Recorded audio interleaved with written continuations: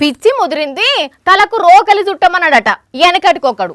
కొంతమంది చేసే పనులు చూస్తే రోకలి కాదు గడ్డపర తెచ్చి చుట్టినా నయం అయితట్లేదు. ఇదంతా ఎందుకు చెప్తున్నా అంటే అసలు కంటే కొసరి ఎక్కువ అన్నట్టు ఈ నడుమ పెండిళ్ళ కంటే ప్రీ వెడ్డింగ్ షూట్లే హైలైట్ అవుతున్నాయి కదా. అగో అక్కడ ఒక ఖతర్నాక్ క్రియేటివిటీతోని ప్రీ వెడ్డింగ్ షూట్ చేస్తున్నారు.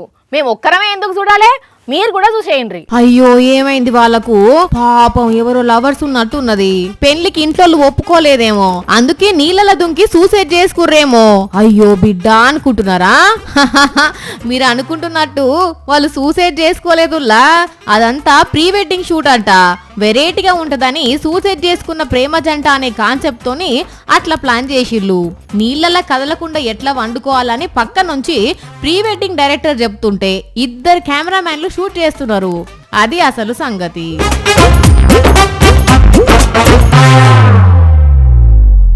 ఇప్పుడు ఈ వీడియో సోషల్ మీడియాలో మస్తు వైరల్ అవుతున్నది.